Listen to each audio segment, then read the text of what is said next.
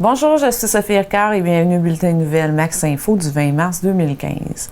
En manchette cette semaine, randonnée clair de lune dans les sentiers de pin blanc de Mont-Louis, la 3e édition des Journées de la diversité culturelle en Gaspésie, le premier forum Bouffe et Culture, l'accaparement des terres agricoles préoccupe la FQM et la nomination de la PDG du futur CISSS de la Gaspésie. Bonne émission!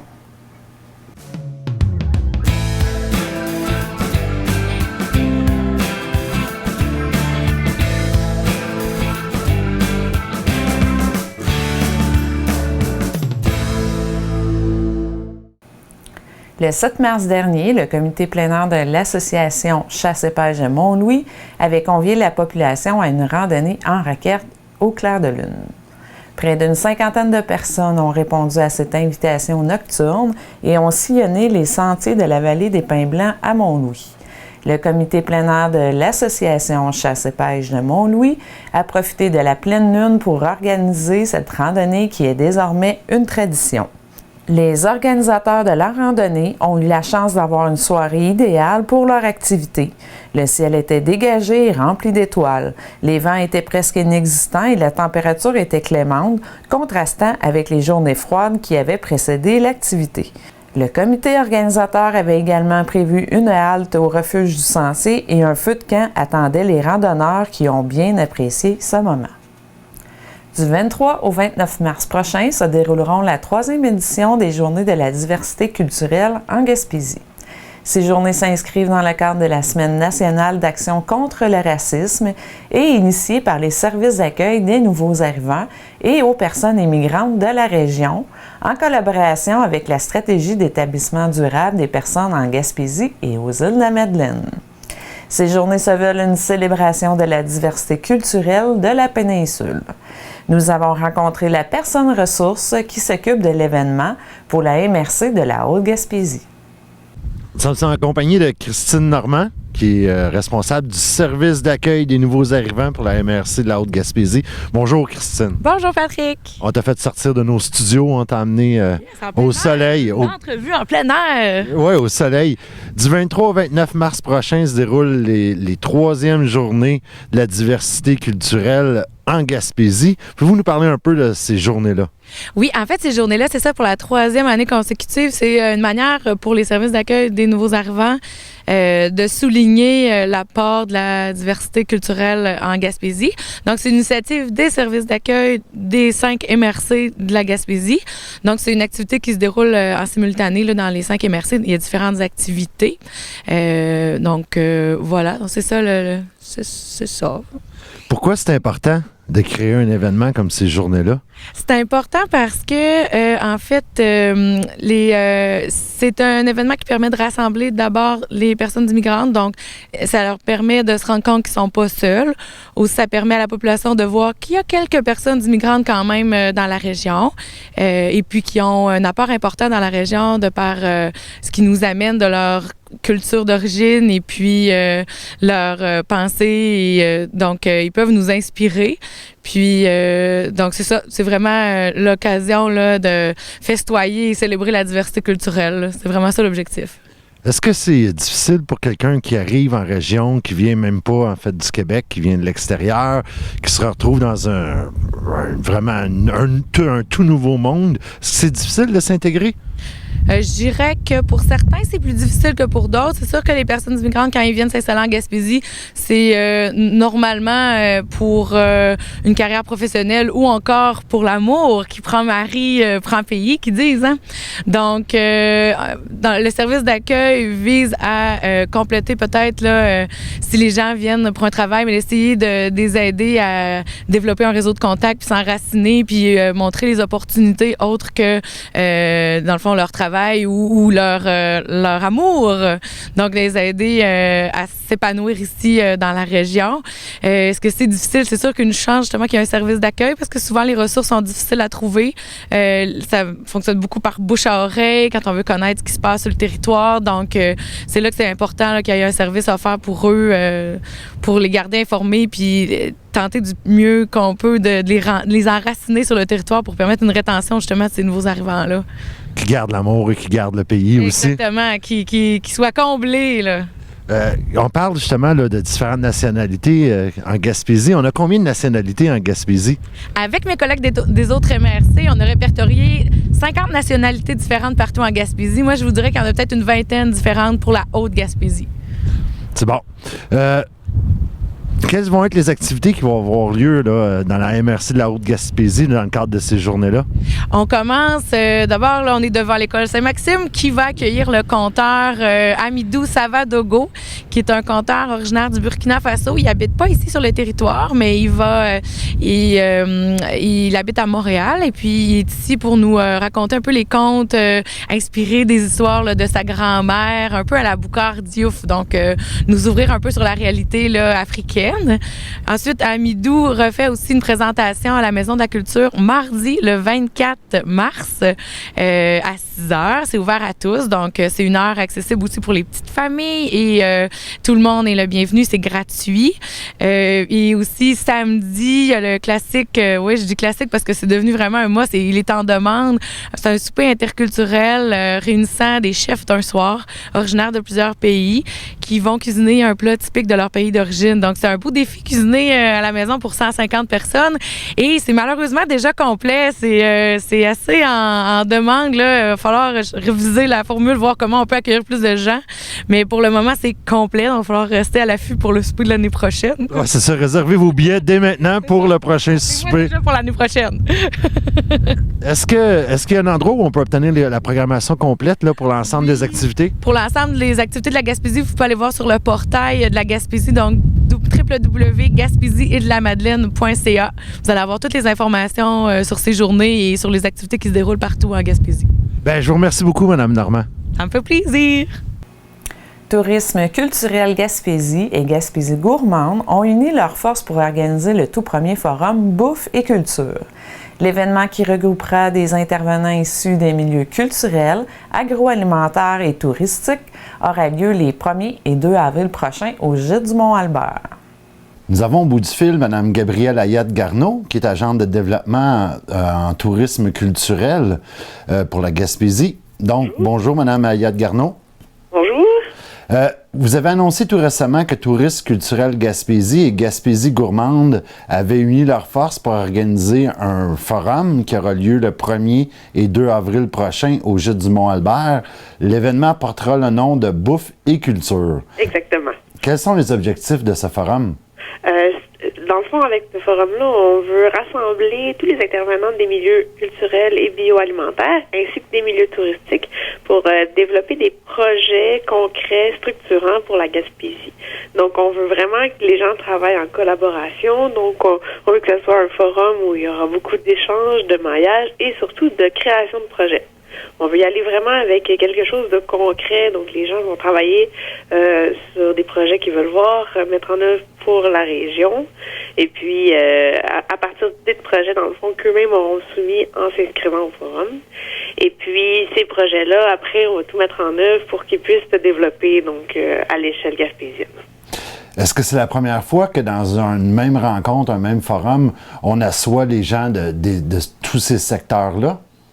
Oui, c'est une première fois. Dans le fond, il y a des événements touristiques qui rejoignent spécifiquement les milieux touristiques. C'est sûr que le milieu bioalimentaire et le milieu culturel sont touchés par les événements touristiques, mais là, on veut vraiment axer sur ces deux milieux-là spécifiquement parce que c'est pas toujours facile pour eux de se placer quand on organise un forum vraiment axé seulement sur le tourisme. Donc, on a décidé de vraiment travailler ensemble. Et puis, c'est naturel, le bioalimentaire et la culture, ça forme l'identité d'une région, dans le fond. Donc, on veut aussi s'appuyer là-dessus. C'est quelque chose de solide qu'on pense, qu'on voit toujours ensemble. Comment quand on allie, en fait, la bouffe, le secteur agroalimentaire, la culture et le tourisme, pour encourager à développer le tourisme en région ou créer de nouvelles opportunités qui n'existent pas actuellement? Les touristes recherchent de plus en plus à vivre une expérience quand ils se déplacent sur le territoire. Et puis, on sait que l'expérience, ça passe pas seulement par la vue, il faut vivre quelque chose. Et puis, de plus en plus, on le voit dans le milieu touristique, la culture ressort et les aliments du terroir aussi. Donc, on se dit qu'en travaillant ensemble, on va pouvoir vraiment offrir quelque chose qui rejoint le tourisme actuel. Donc, aller faire vivre une expérience à ceux qui vont venir en Gaspésie. Donc, y aller vraiment par les 5 sens. Si on veut découvrir la Gaspésie par l'intérieur. Quel sera le contenu de la journée? Ben, des 2 journées, en fait. Oui, on a un animateur pour le forum qui est Paul Arsenault, donc spécialisé en tourisme à la chaire de recherche, je ne vais pas me tromper dans le nom, là, la chaire de recherche en tourisme de l'UQAM. Et puis lui sera là, il va faire une conférence en avant-midi, puis aussi des ateliers de réchauffement pour que les participants sortent leur imaginaire, donc qu'ils puissent travailler un peu avec la folie créatrice. Et en après-midi, on va avoir les ateliers axés sur les projets, donc qu'on aura ressorti avec le sondage qui est le formulaire d'inscription. Et de ces projets-là, on va pouvoir travailler, faire des plans de travail. Et on aura un comité des sages qui va pouvoir commenter ces projets-là pour les amener à s'améliorer et donc à se développer dans le futur. Comment peut-on s'inscrire au forum? On peut s'inscrire avec le formulaire en ligne. C'est un peu, comme je disais, il y a un sondage avec le formulaire. Donc, c'est un gros formulaire. Le mieux, c'est d'aller voir la page Facebook de l'événement, Forum Bouffe et Culture. Pour aller s'inscrire, ça va être la meilleure façon. Et puis, par le formulaire en ligne, nous, on a toute l'information pour l'inscription. Il y a des coûts, on offre un tarif assez attrayant, je crois, à 85 $, tout compris, incluant l'hébergement au Jeu du Mont-Albert, les repas pendant le forum et les activités du forum. C'est l'hébergement en occupation double, donc je pense que c'est quelque chose d'attirant aussi. Donc, en fait, c'est de joindre l'utile à l'agréable. Exactement. On va pouvoir profiter des belles installations du gîte du Mont-Albert tout en créant des nouveaux projets et des nouveaux partenariats. Tout à fait. Et puis, on aura le gîte pour nous et on vous réserve aussi des activités intéressantes de l'animation à la fin de la première journée, donc sur place au gîte le soir. Bien, je vous remercie beaucoup, Mme Ayotte Garneau, et on espère que les gens répondront favorablement à cette première rencontre. Oui, on les espère en grand nombre. La Fédération québécoise des municipalités s'est dite préoccupée par le phénomène d'accaparement des terres agricoles. La FQM était d'ailleurs de passage à la Commission de l'agriculture, des pêcheries, de l'énergie et des ressources naturelles dans le cadre des consultations particulières sur cette question. Voici une entrevue que nous avons réalisée avec le président de la Fédération québécoise des municipalités, M. Richard Lehoux. Nous entretenons avec M. Richard Lehoux, qui est président de la Fédération québécoise des municipalités. Bonjour, M. Lehoux. Bonjour, M. Lévesque. Vous étiez de passage le 16 mars dernier à la Commission de l'agriculture, des pêcheries, de l'énergie et des ressources naturelles, la CAPERN, dans le cadre des consultations particulières relatives au mandat d'initiative portant sur l'accaparement des terres agricoles. Pourquoi était-il important pour la FQM d'intervenir sur cette question? Je pense que c'est très pertinent d'intervenir sur la question parce que pour l'ensemble des municipalités dans toutes les régions du Québec, le phénomène d'accaparement des terres, on ne connaît pas l'ampleur actuelle. On sait qu'elle n'est pas si majeure que ça, mais lorsque on pense dans une perspective d'avenir, d'habitation, en fin de compte, et d'occupation de territoire, mais oui, ça préoccupe le monde municipal sur cet angle de l'accaparement des terres, parce que, juste pour se mettre en contexte, c'est sûr que si on a la moitié d'un rang ou un rang au complet dans nos municipalités rurales où l'agriculture est dynamique et qui est possédée par des investisseurs qui sont à l'extérieur de la région, qui sont à 100-200 km, je suis pas convaincu que ça va dynamiser beaucoup le milieu là, de cette municipalité-là. Et c'est la raison pour laquelle ça interpelle le milieu municipal. Devant la commission, vous avez privilégié une collecte de données afin de mieux connaître le phénomène et l'ampleur, justement, de l'accaparement des terres. Est-ce que c'est pas de prendre un risque de perdre d'autres terres agricoles en attendant la production d'un état de situation au lieu de légiférer immédiatement? Il y a quand même 2 recommandations que l'on a fait en commission parlementaire au début de la semaine. C'est sûr que la première, c'est de dire ça nous prend un portrait. Parce que on a des gens qui nous disent que oui, c'est majeur, d'autres ça ne l'est pas du tout, d'autres on ne devrait pas se préoccuper de ça. Moi, Je pense que le premier exercice, ça peut être fait rapidement par le gouvernement du Québec là, de mandater une instance pour faire l'analyse, en fin de compte, là, de toutes les transactions qui se passent dans le milieu agricole.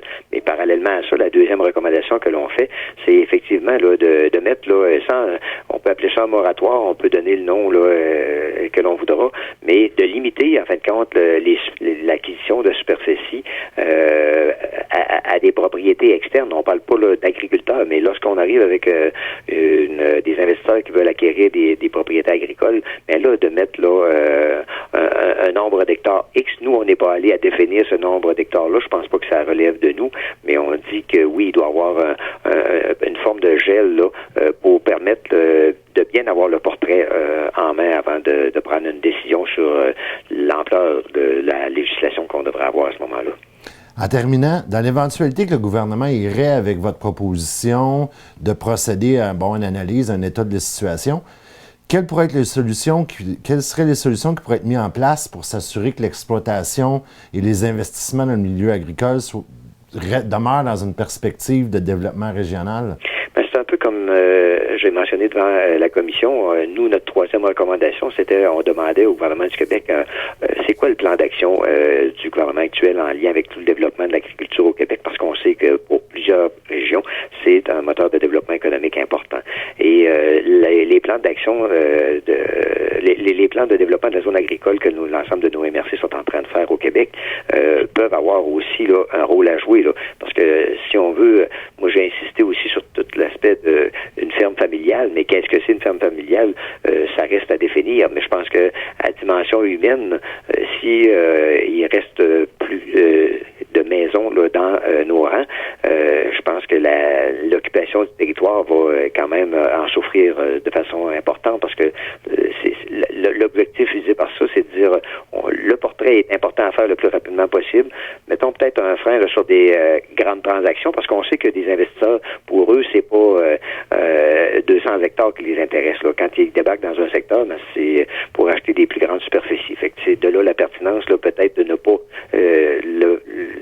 l'arrêt temporaire de transaction pourrait être fait en lien avec des plus grandes superficies. Moi, je pense que l'expertise au ministère de l'Agriculture et selon moi, ils sont capables de définir ces paramètres-là. Mais ça prend un exercice rapide pour bien établir ça, parce que on a aujourd'hui, mettons, si on parle des fois, là, on va entendre des chiffres, 15%, 14% de propriétés qui sont des non-agriculteurs, des investisseurs. Est-ce que l'on doit attendre qu'il y en ait 25 ou 30% de transigés avant de réagir? Moi, je pense qu'il faut être proactif, puis si on veut continuer à dynamiser le territoire, ben, ça fait partie de la réflexion. Est-ce que vous avez l'impression que le message, vos recommandations ont été bien reçues par les membres de la commission? Moi, je pense que, en tout cas, selon les questions que moi j'ai reçues, je pense que oui. Il y a quand même une bonne réception de ce côté-là. Du côté de l'ensemble là, des intervenants comme tels, je pense que les recommandations que la Fédération québécoise des municipalités a fait vont dans le sens aussi là, de cet enjeu-là d'occupation de territoire, et surtout de permettre à une relève là, de s'implanter. Je pense que ça reste toujours très pertinent. Lorsqu'on veut avoir là, un futur reluisant, il faut s'occuper de la relève. Mais je pense que cet enjeu-là est aussi important, parce que pour notre relève, il y a un facteur là qui est non négligeable. Là, si on veut avoir de la relève là, au niveau de nos entreprises, puis que ce soit des entreprises là, à fin de compte, à un niveau là, d'une vision là, familiale comme telle. Là. Le 6 mars dernier, le ministre de la Santé et des Services sociaux, M. Gaétan Barrette, a annoncé la nomination de Mme Chantal Duguay à titre de présidente directrice générale du Centre intégré de santé et de services sociaux, le CISSS de la Gaspésie, et qui sera officiellement institué le 1er avril 2015.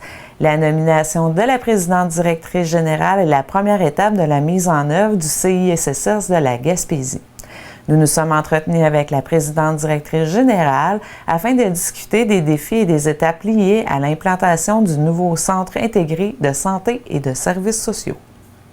Nous nous entretenons avec Mme Chantal Duguay, qui a été nommée récemment la nouvelle présidente directrice générale du Centre intégré de santé et de services sociaux de la Gaspésie. Bonjour, Mme Duguay. Oui, bonjour, M. Lévesque. c'est tout nouveau, les CISS qu'on appelle. Est-ce que vous pouvez nous expliquer un peu la différence au niveau de l'organisation des services en santé et services sociaux avec les nouveaux CISS versus les structures que nous avons actuellement? Oui, bien sûr. On sait que la loi 10, c'est la loi qui vient réorganiser la gouvernance du réseau, donc d'un réseau de 3 paliers, parce qu'on avait les institutions locales, on avait les agences au niveau régional et on avait le ministère au niveau provincial. Donc, la loi 10 vient ramener le travail à 2 paliers, donc c'est vraiment l'abolition des agences de santé et des services sociaux. On se retrouve donc avec un centre intégré de services de santé et des services sociaux par territoire. Donc, pour nous, en Gaspésie, nous en avons un. Les îles de la Madeleine en ont un également. C'est sûr que la Gaspésie va avoir quelques responsabilités régionales avec celui des îles, mais c'est principalement pour le territoire de la Gaspésie. Et le 6 va avoir sa reddition de compte à faire directement au ministère. Donc, c'est à ce moment-là qu'on peut voir concrètement que nous serons à 2 paliers et non pas à 3 paliers, parce qu'auparavant, les institutions locales ou régionales, comme les centres de réadaptation, les centres jeunesse, devaient faire leur reddition de compte à l'agence. L'agence devait faire la sienne au ministère. Donc maintenant, le 6 est directement avec le ministère. C'est une toute nouvelle structure. Quels vont être les principaux défis, selon vous, pour l'implantation de cette nouvelle structure? Bien, c'est sûr que le défi principal, majeur, c'est un défi d'intégration de services.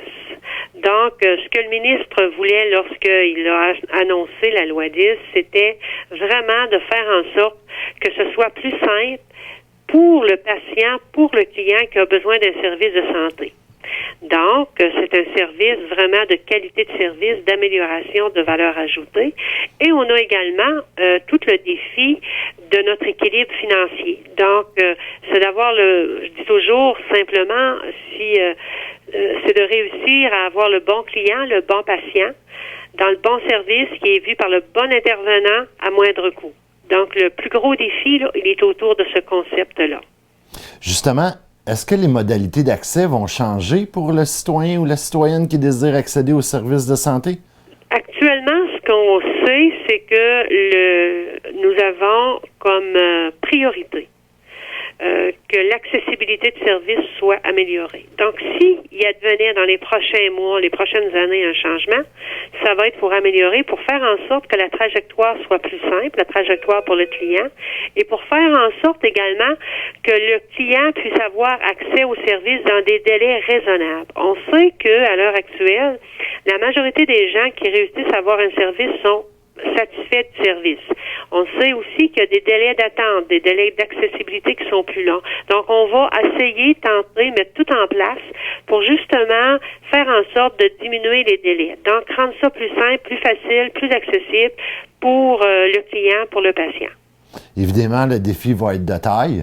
Le défi est de taille, mais d'autant plus intéressant, et parce qu'on pense, en tout cas je pense qu'en Gaspésie, il y a encore place pour une belle amélioration d'accessibilité, tant en première ligne qu'en deuxième ligne, puis se doter de corridors de services qui soient encore, je dirais, plus significatifs. Donc je pense que ça va être un plus pour la population gaspésienne.